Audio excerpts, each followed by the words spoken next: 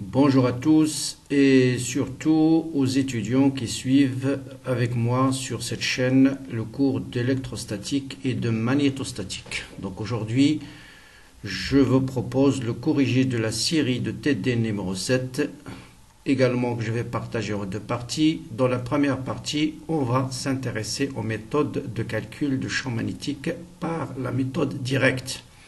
Et dans la deuxième partie, on va traiter la méthode par le théorème d'Ampère et également les équations locales et le potentiel vecteur d'un champ magnétique. Bien, comme deux exercices, j'ai choisi deux exercices très classiques, mais avant d'aborder les exercices, je rappelle un petit paragraphe que j'ai tiré du cours, bien sûr, qui se trouve sur la chaîne du cours sur la magnétostatique, et je rappelle les 4 étapes à suivre absolument quand vous demande de calculer le champ magnétique par la méthode directe. Première chose à faire toujours, c'est utiliser la symétrie. Donc, fameuse symétrie qui va nous permettre de déterminer les invariants, de déterminer la direction du champ magnétique. Bien sûr, s'il s'agit des systèmes où il y a des invariances, il faut les indiquer aussi. Mais dans le calcul direct, c'est surtout le problème de symétrie le plus important, savoir quelle est la direction du champ magnétique. Et donc, avant de faire aucun calcul, on pourra déterminer quelles sont les composantes non nulles. Donc, une fois qu'on a déterminé la direction en utilisant la symétrie, deuxième étape, déterminer l'expression du champ magnétique créé par un élément de courant. Donc dans cette étape, il s'agit surtout d'énoncer la loi de Biot-Savart, c'est-à-dire un élément de courant permet de créer un champ magnétique D2B, et dans ce D2B, vous avez bien sûr l'élément de courant vectoriel U sur R carré, donc indiquer un schéma, expliciter le maximum possible, c'est quoi le vecteur U, c'est quoi la distance R, et c'est quoi l'élément de courant dans les systèmes de coordonnées que vous avez choisis. Autrement dit, simplifier au maximum l'expression de D2B. Troisième étape, ne calculer que là où les composantes utiles, c'est-à-dire les composantes non nulles qui sont dictées par les règles de symétrie. Donc si par symétrie, par exemple, on montre que le champ est suivant θ, donc je ne calcule que la projection de B suivant θ, parce que c'est la seule composante non nulle. Et enfin, bien sûr, et ce sera le cas vous allez voir dans pratiquement tous les exercices, souvent dans l'expression de D2B, de la composante utile, vous allez avoir plusieurs coordonnées indépendantes, qui ne sont pas indépendantes, pardon. D'accord? C'est-à-dire, si je fais varier une, l'autre varie. Donc, il y a certainement une relation entre ces variables-là. Donc, on a intérêt souvent à les exprimer en fonction d'une seule. Et on va voir comment. Bien, donc voilà les étapes. Donc, symétrie, simplifier au maximum l'expression des D2B en utilisant la loi de Biot-Savart. Pour le calcul, ne calculez que la composante non nulle, c'est-à-dire celle qui est dictée par les règles de symétrie. Et enfin, si vous avez plusieurs variables qui ne sont pas dépendantes, qui sont non indépendantes, c'est-à-dire l'une dépend de l'autre, il faut essayer de l'exprimer en fonction d'une seule. Bon, la pratique, on va voir comment appliquer ces 4 étapes-là. Donc, comme exercice, je proposais deux exercices très classiques. Champ créé par un segment AB, et à partir de ce champ, déduire le champ créé par un fil infini, puis le champ créé, par exemple, par ce circuit-là. Bon, le champ créé par un segment AB, c'est absolument à savoir, parce que tout ce qui est champ créé par polygone, carré, demi-droite, demi-droite, tout ça, rectangle, on applique uniquement le champ créé par un segment. Deuxième étape, deuxième question, là aussi, question très classique, il faut absolument savoir, le champ créé par une spire circulaire. Parce que, à partir du champ créé par une spire, on peut déterminer le champ créé par un solénoïde, par exemple, et aussi par ce qu'on appelle bobine de Helmholtz. Donc voilà le but au départ, déterminer le champ créé par une spire circulaire, utiliser ce résultat pour calculer le champ créé par un solénoïde. Et comme application, déterminer le champ créé par une bobine de Helmholtz. Ce qu'on appelle bobine de Helmholtz, ce sont deux bobines plates qui sont séparées par une distance qui est exactement égale au rayon de l'une des deux bobines. Donc deux bobines identiques, parcourées par le courant dans le même sens, on verra pourquoi, et qui sont séparées par une distance exactement égale à R. Là aussi, on verra pourquoi, exactement égale à la valeur de R. Et une fois qu'on a déterminé la valeur de ce champ, je vais vous donner l'utilité de ce dispositif expérimental qu'on appelle les bobines de Helmholtz. Bien. Allons-y donc pour la correction. Donc voilà, j'ai pris un segment AB ici. Donc je peux... Voilà ici, par exemple, le point A. Et ici, le point B. Vous remarquez qu'on calcule le champ pas nécessairement sur la médiatrice. Bon, le point B, pardon. Le point B. C'est on a un point M quelconque de l'espace, pas nécessairement sur la médiatrice. D'accord? Donc, première question, bien sûr, un segment qui est parcouru par un courant I. Hein, un courant I. Un courant I. Qui est, bien, on suppose, bien sûr, un courant constant. Bien. Donc, le point M, on va le repérer par la distance petit a par rapport à l'axe Z. Et bien sûr, là, c'est préférable d'utiliser la base cylindrique ER, Eθ qui est perpendiculaire au plan de l'écran, et EZ. Voilà pour le moment tout ce qu'on peut écrire. Bien. Première chose, la symétrie. Donc, quel est le plan?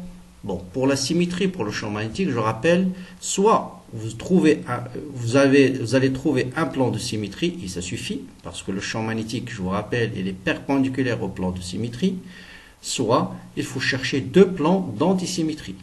Donc, je rappelle que vous avez une vidéo qui explique largement ces phénomènes de symétrie sur la chaîne. Bien. Première chose, est-ce qu'il y a un plan de symétrie, bien sûr, qui passe par le point où on nous demande de calculer le champ? Bon, si j'ai un plan de symétrie, mais qui ne passe pas par le point M, ça ne va pas m'aider, d'accord? Donc, est-ce qu'il y a un plan de symétrie qui passe par le point M? Bien sûr, il y a un qui est évident, c'est le plan de l'écran. Le plan MERZ est un plan de symétrie, c'est-à-dire le plan de l'écran. Pourquoi c'est un plan de symétrie? Parce que l'image d'un point M, c'est lui-même.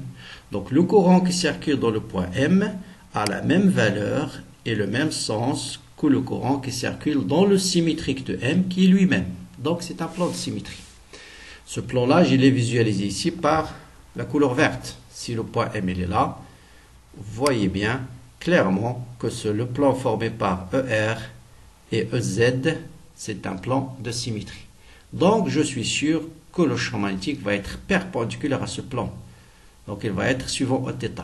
Bien sûr, la symétrie vous donne juste la direction. Maintenant, est-ce que suivant plus Eθ ou moins Eθ, c'est le sens du courant qui nous le dit. Donc, si le courant vers plus OZ, bien sûr, le champ va tourner suivant plus Eθ. D'accord? Bien. Donc, voilà, la symétrie nous dit que le champ magnétique va être suivant Eθ. Maintenant, je vais donner l'expression de D de B et je vais le simplifier au maximum. Donc, d'après la loi de Biot-Savart, un élément de courant ID de L, bien sûr, nous donne un champ D de B est égal à mu0 sur 4pi ID de L vectoriel U sur R carré. Donc ça, c'est l'énoncé de la loi de Biot-Savart. Première chose, indiquer un schéma où vous allez représenter le vecteur U, la distance R et l'élément de courant ID de L. Donc j'ai choisi un élément de courant quelque part ici. On a un point M, on a un point P, ID de L. Voilà la distance R, c'est la distance entre l'élément de courant et le point où je calcule le champ. Et le vecteur unitaire U, c'est le vecteur qui est dirigé du point P de l'élément de courant vers le point où je calcule le champ. Bien, donc ensuite, j'ai besoin de calculer D de L vectoriel U. Donc, là, le plus simple, à mon avis, c'est d'exprimer U dans la base ER-EZ. Donc, voilà votre vecteur unitaire U. Donc, pour exprimer U, j'ai besoin bien sûr de déterminer cet angle. On va le poser alpha. Donc, j'ai appelé cet angle alpha qui est le même que celui-là.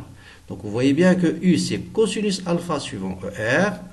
Ensuite, moins sinus alpha suivant EZ, parce qu'il est opposé à EZ. Voilà U. Bon, et bien sûr, D de L, là aussi, il faut bien l'exprimer. J'ai appelé cet axe-là l'axe Z. Donc, Z.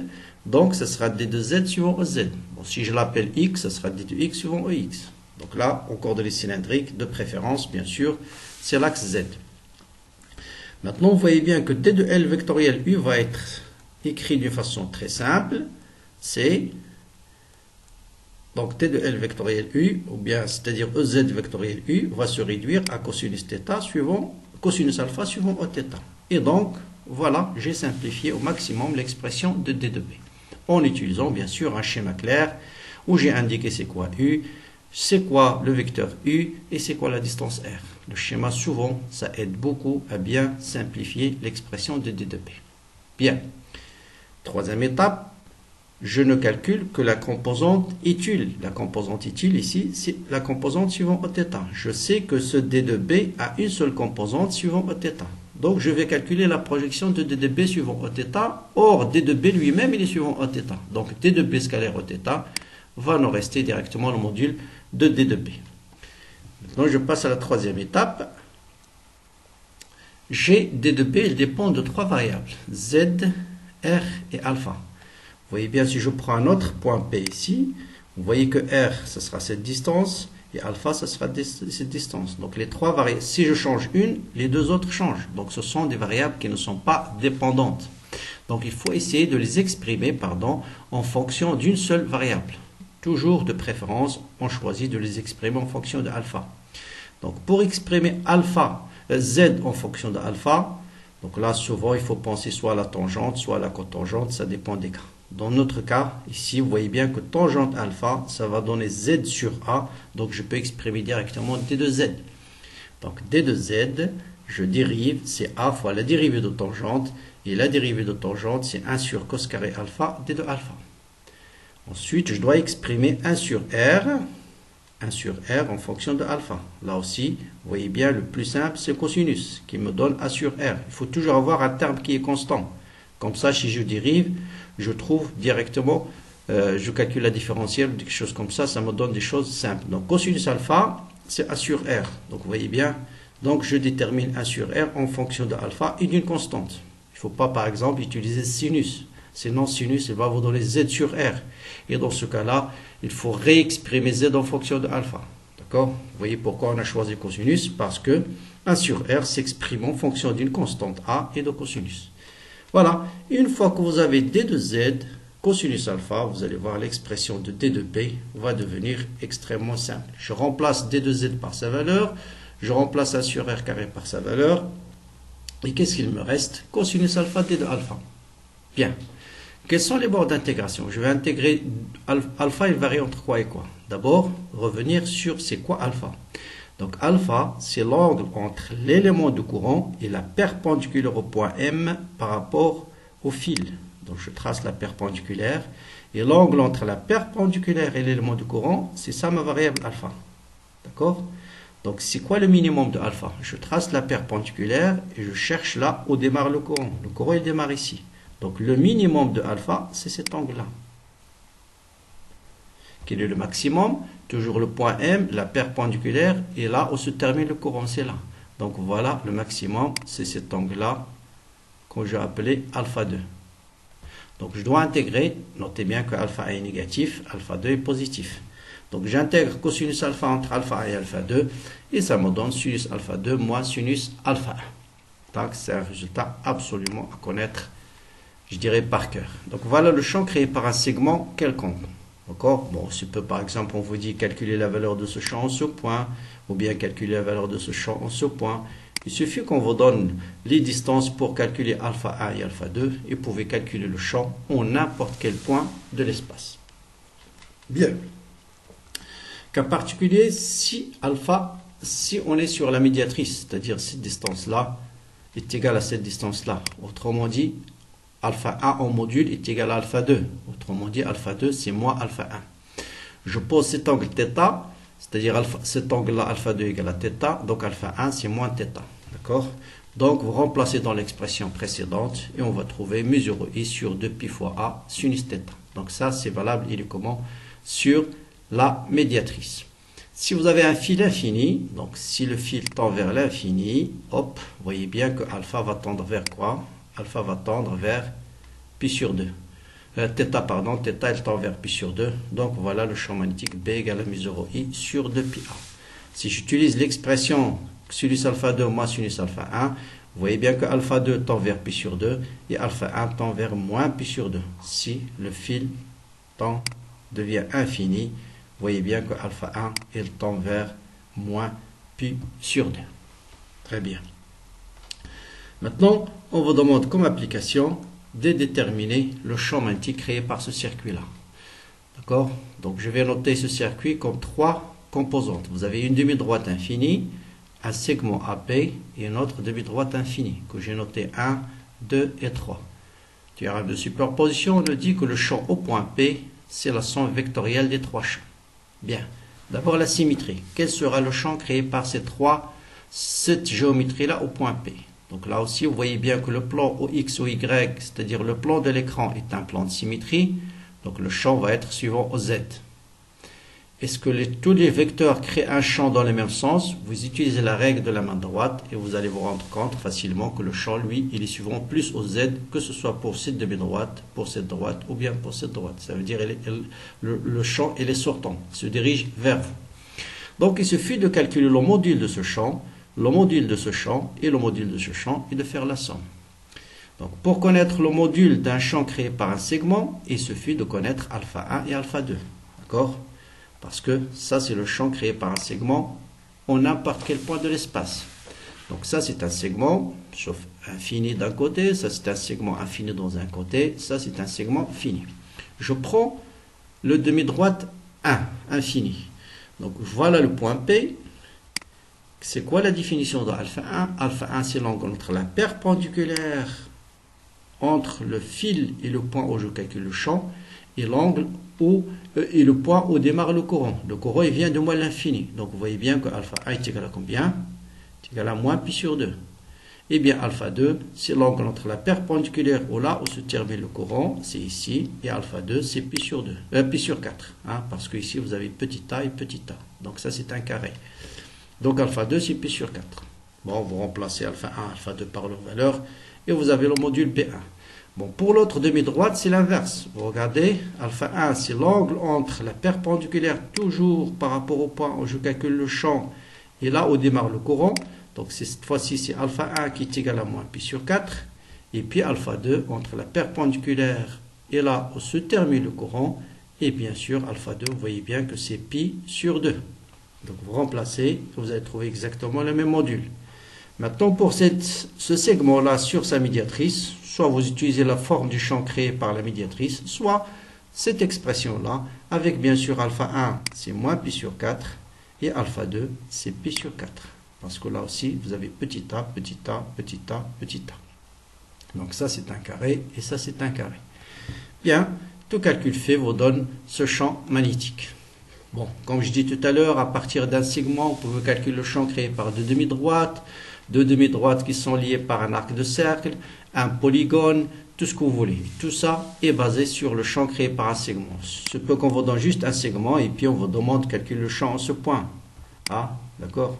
Là, il suffit de vous donner la distance entre le point et le segment. Par exemple, de vous donner cet angle-là, vous calculez cet angle-là, il faut avoir les données numériques pour calculer cet angle, et puis pour calculer cet angle-là, d'accord? Bon, on pourra avoir imaginé plusieurs types d'exercices, mais la base, c'est toujours le champ créé par un segment. Je passe au deuxième exercice. Donc, deuxième exercice, le champ créé par une spire, là aussi, c'est un exercice très, très classique. Bon, première chose, la symétrie. Je cherche le champ créé par cette spire en ce point. Est-ce qu'il y a un plan de symétrie qui passe par ce point? Vous essayez d'en trouver un, vous n'allez pas réussir à en trouver. Donc il n'y a pas de plan de symétrie qui passe par ce point M. Est-ce qu'il y a deux plans de symétrie? Bien sûr, on va essayer de trouver deux plans de symétrie. D'accord? Si vous prenez cette spire-là, par exemple, voilà, j'appelle pour simplifier ici l'axe Z. Ici cet axe, je l'appelle par exemple Y. Et cet axe-là, je l'appelle X. D'accord? X. C'est-à-dire, dans ce plan, le plan ZY, il est confondu en fait avec ER, Z en coordonnées cylindriques. Mais on va l'appeler ici, on va travailler avec ce plan-là, X, Y, Z. Est-ce qu'il y a un plan de symétrie qui passe par ce point, d'antisymétrie? Donc, vous voyez bien que le plan M, Y, Z, c'est-à-dire ce plan-là, c'est un plan d'antisymétrie. Pourquoi ce plan est un plan d'antisymétrie? Prenez un point M quelconque, ce point par exemple. c'est quoi sens symétrique par rapport à ce plan? Pardon, c'est quoi sens symétrique? C'est celui-là. D'accord? C'est celui-là. Or, ici au point M, vous avez un vecteur qui est dans ce sens-là. Un courant qui tourne dans ce sens-là. Normalement, sens symétrique, ça doit être un courant qui tourne dans ce sens. Le symétrique de ce courant, pardon, c'est celui-là. Vous êtes d'accord? Voilà le symétrique, par rapport à ce plan, bien sûr. Par rapport à ce plan-là. Hein, c'est celui-là, qui coupe la spire en deux, au milieu. Le symétrique de ce courant, c'est celui-là. Or, vous voyez bien que le courant, il circule. Oh là là, je vais essayer de relever ça.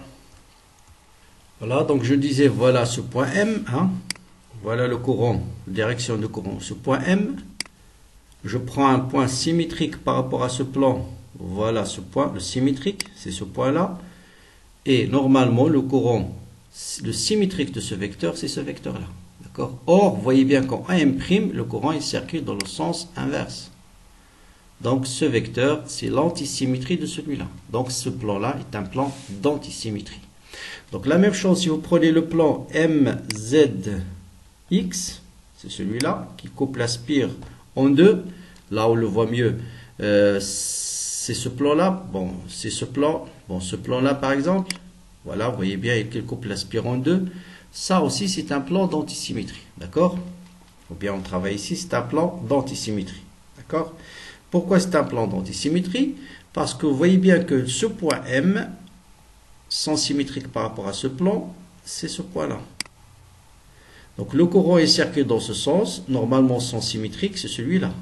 Et vous voyez bien que le courant au point M', il circule dans ce sens-là. Donc ce vecteur et ce vecteur, ils sont antisymétriques. Donc le plan MX Z et MY, ça c'est Y, Z, sont deux plans d'antisymétrie. L'intersection, bien sûr, c'est au Z.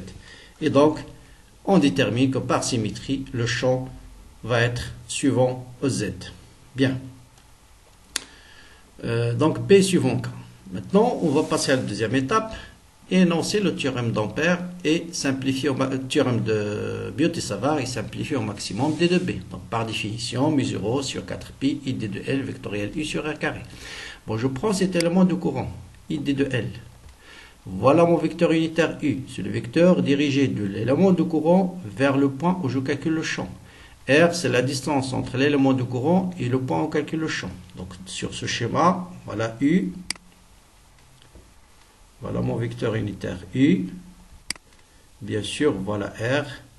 Et c'est quoi D de L? Donc, D de L, là, j'utilise le coordonnées polaire R et θ. Attention, ne pas confondre θ et alpha qui vont apparaître ici. Donc, R et θ, ce sont les coordonnées polaires dans le plan XY. Et mon élément de courant D de L, c'est un élément de courant d'un cercle. Et un élément de courant d'un cercle, c'est grand R D de θ. Ok? Donc, je remplace, j'ai le module de D de B. Vous voyez bien que I, D de L et U sont perpendiculaires. Donc, ce vecteur, vous avez un angle droit ici. D'accord? Ici, pour le schéma ici, cet angle-là, c'est un angle droit. D'accord? Donc, voilà le module de B. Donc, OM, je le prends égal à Z. D'accord? Donc, voilà, on va voir après que la façon la plus simple pour faire ce calcul, c'est d'exprimer aussi U dans la base ZER, comme on a fait avant. Donc, on aura besoin de déterminer cet angle-là, alpha. Bon, la composante utile, c'est quoi? C'est D de B scalaire K. Donc, voilà le vecteur D de B. D'accord? C'est un vecteur qui est perpendiculaire, donc soit sur ce schéma, soit sur ce schéma. Donc, perpendiculaire au plan formé par I, D de L et U. Ce plan-là. D'accord? Ici, voilà I, D de L et U. C'est ce plan-là. Voilà D de B. Donc, je vais introduire cet angle que j'appelle bêta pour faire la projection de D de B suivant Z. Et cet angle-là, sur lequel on regarde la spire, je l'appelle alpha. D'accord? Donc, D de B scalaire K, c'est D de B cosinus bêta ici. Hein, cosinus bêta. Attention, une erreur, c'est cosinus bêta. D'accord? Et cosinus bêta, puisque alpha plus bêta égale à pi sur 2, cosinus bêta, c'est sinus alpha. Voilà. On peut utiliser comme ça. D'accord? Voilà bêta, voilà alpha. Et bien sûr, voilà id de L et R, c'est Z carré plus R carré. Donc, vous avez plusieurs façons de calculer le champ créé par une spire. Bon, voilà d de b de z. Après, il suffit de passer à l'intégrale. Mais, donc voilà la première méthode. C'est-à-dire, je calcule juste le module de d de b, sachant que d de b est perpendiculaire à u. Donc, je calcule directement d de b scalaire k, la composante utile, c'est le module de 2b fois le module de k fois cosinus de l'angle entre les deux. Et après, j'intègre ça. Mais je peux aussi, ça c'est une autre méthode, hein, qui est plus mathématique. Je calcule d'abord, comme ce qu'on a fait pour le segment, je calcule d de l scalaire u. D'accord? Et pour cela, je vais d'abord décomposer le vecteur u dans la base ZER. Donc j'appelle cet angle, on a appelé alpha cet angle. Donc c'est le même que celui-là. Vous voyez bien que u c'est cosinus alpha suivant z, voilà, et moins sinus alpha suivant er. D'accord? Sa projection suivant er, c'est ça, c'est moins sinus alpha suivant er. D de L, bien sûr, c'est D de L suivant θ. D'accord? Donc si je calcule D de L vectoriel U, vous voyez bien qu'il me reste D de L vectoriel U. C'est un produit vectoriel, d'accord? Eθ vectoriel EZ, ça me donne ER. Et Eθ vectoriel ER, ça me donne moins EZ. D'accord? Donc voilà D de L vectoriel U. Maintenant, la composante utile, c'est D de B de Z. Donc, je calcule D de B scalaire A, scalaire K. Ça veut dire que je fais le produit scalaire de ce terme suivant K. Bon, K, c'est EZ. Hein, il faut noter partout la même chose. Donc là, sinon, il faut noter ici EZ. Donc, EZ scalaire EZ est égal à 1. Donc, je trouve D de L sinus alpha. Et EZ scalaire ER, bien sûr, c'est 0. Et vous voyez bien que je retrouve la même chose que tout à l'heure. Donc, cette méthode, elle est purement mathématique. Mais vous avez les résultats je pense d'une manière très claire. Donc voilà, après il suffit de calculer le module de D de B. Il faut intégrer sur toute la spire. Pour le calcul de la spire, le calcul il est très simple. Pourquoi? Parce que quand je calcule sur toute la longueur de la spire, R est constant et alpha est constante. Donc pour se rendre compte, imaginez, vous prenez votre compas, vous tracez un cercle. Quand vous tracez un cercle, vous voyez bien que la longueur de compas reste constante et l'angle entre le centre du compas et la périphérie du cercle reste constant. D'accord? Donc, si je parcours tout le cercle, n'importe quel point, vous avez toujours la même distance et le même angle alpha. Donc, si je sors sinus alpha et R, il me reste juste l'intégrale D de L sur un cercle de rayon grand R, qui est le périmètre de ce cercle, qui est 2π fois R. Donc, si vous remplacez ça par 2π fois grand R, ensuite vous remplacez R carré par grand R carré plus Z carré, on arrive facilement à ce résultat. Qu'on peut exprimer en fonction de sinus alpha. Vous voyez bien que sinus alpha, c'est grand R sur petit r. Donc vous multipliez ici par grand R, vous divisez par grand R, et ça vous donne sinus alpha au cube. Donc souvent, champ créé par une spire, soit sous cette forme, soit sous cette forme. Bien. Voilà. Maintenant, on passe au champ créé par un solénoïde. C'est quoi un solénoïde? C'est tout simplement une succession de n spires enroulées sur un cylindre, d'accord, qui sont parcourues, chaque spire est parcourue par un courant I. C'est ça ce qu'on appelle un solénoïde. On veut calculer le champ, par exemple, on a un point P de l'axe de solénoïde. Bien sûr, on va utiliser le résultat de tout à l'heure. Bon, la symétrie, c'est les mêmes règles de symétrie pour une spire. Hein. On peut prendre ici un axe Y et un axe X, et vous voyez bien que YZ, XZ sont deux plans d'antisymétrie, donc le champ il est suivant l'axe Z. D'accord? Maintenant, ça c'est le champ créé par une seule spire de rayon grand R, ça me donne, d'après la question précédente, mu 0 I sur 2R sinus 3 alpha d de K. Donc, qu'est-ce qu'on va faire? On va subdiviser le cylindre en plusieurs spire d'épaisseur d de Z. Je prends une spire d'épaisseur d de Z. D'accord? Et cette spire d'épaisseur d de Z, il contient, bien sûr, en fait, il contient plusieurs spires. Donc, on prend une longueur d de Z et une longueur d de Z, petit n, pour nous, chaque solénoïde, toujours, vous avez ce qu'on appelle le nombre de spires par unité de longueur, par une longueur égale à 1. Donc, si j'ai une longueur d de Z, il contient combien de spires? Et longueur d de Z, pardon, ici c'est d de Z, il contient d de Z, il contient combien? Il contient x spires. X spires. Donc x est égal à combien? X est égal à n fois d de z. Ça c'est le nombre de spires, sachant que n c'est le nombre de spires par unité de longueur. D'accord? Voilà.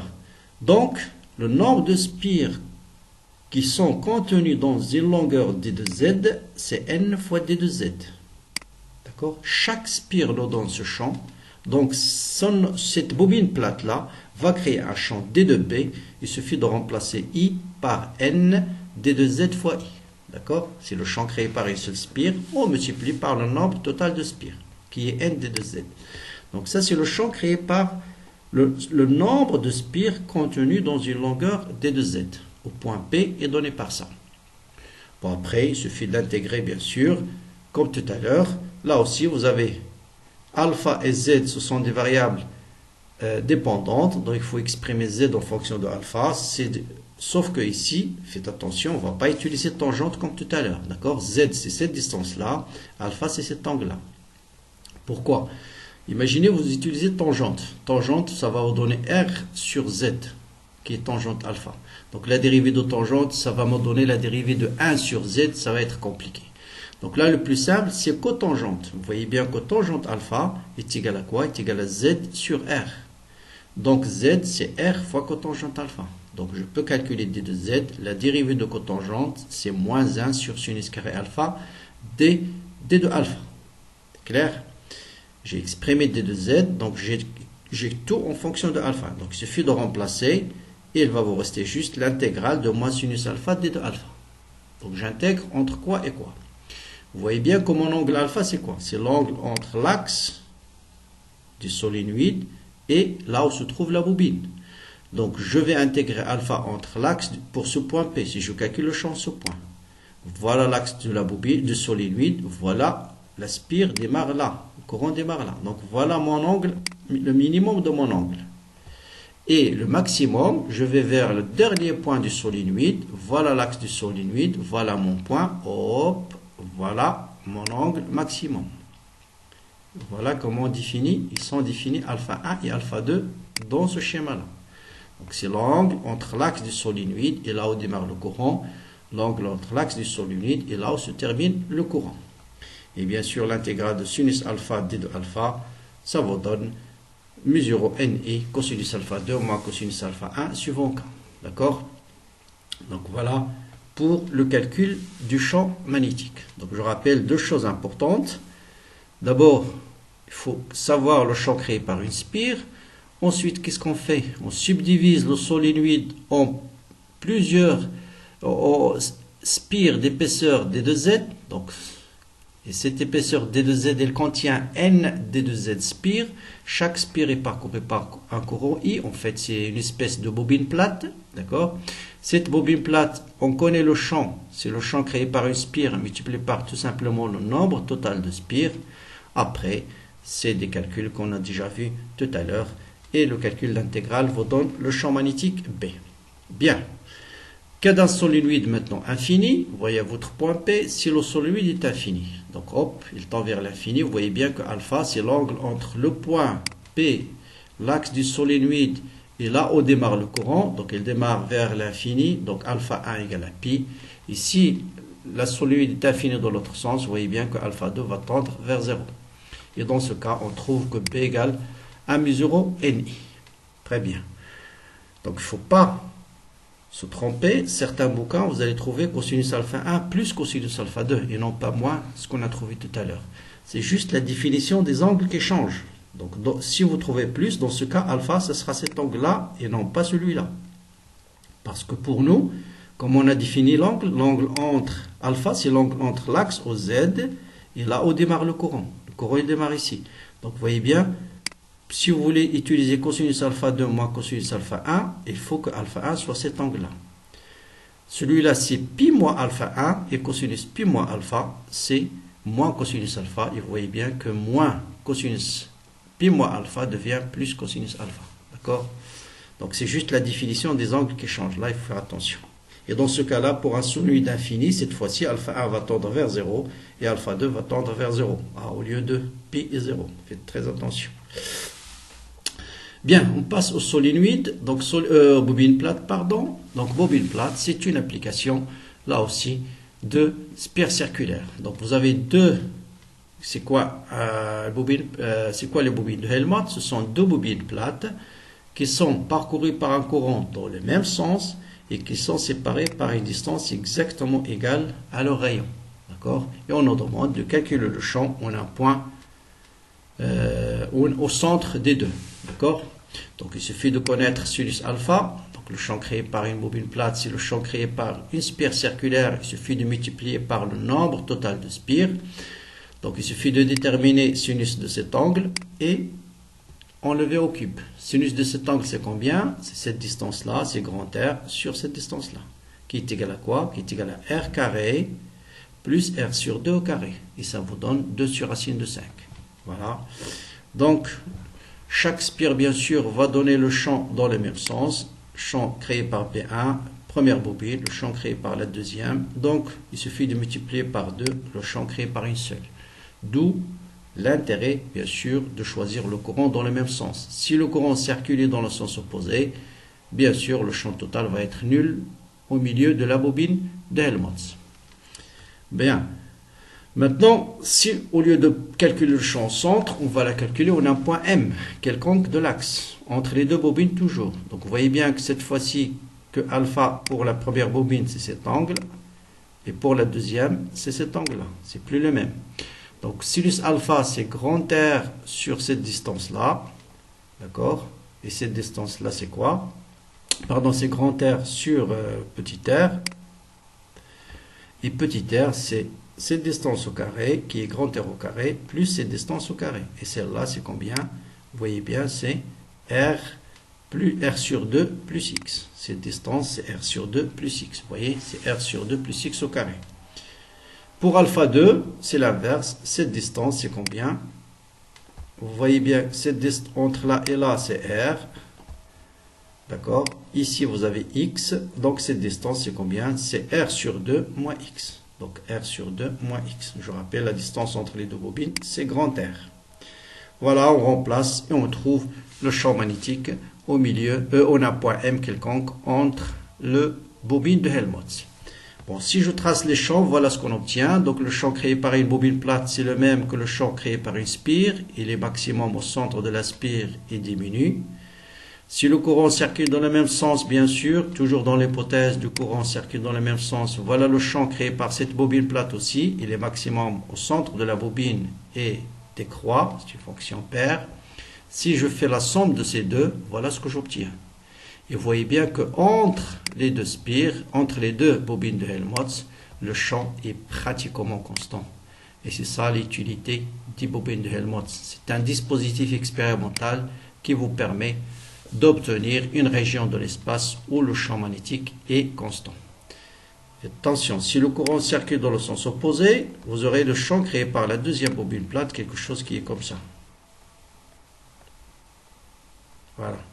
Et si vous mettez celui-là plus celui-là, vous allez trouver un champ nul au milieu. D'accord? Donc voilà pour cette première partie de la série numéro 7 où j'ai essayé de parler surtout des méthodes de calcul de champ magnétique par le calcul direct.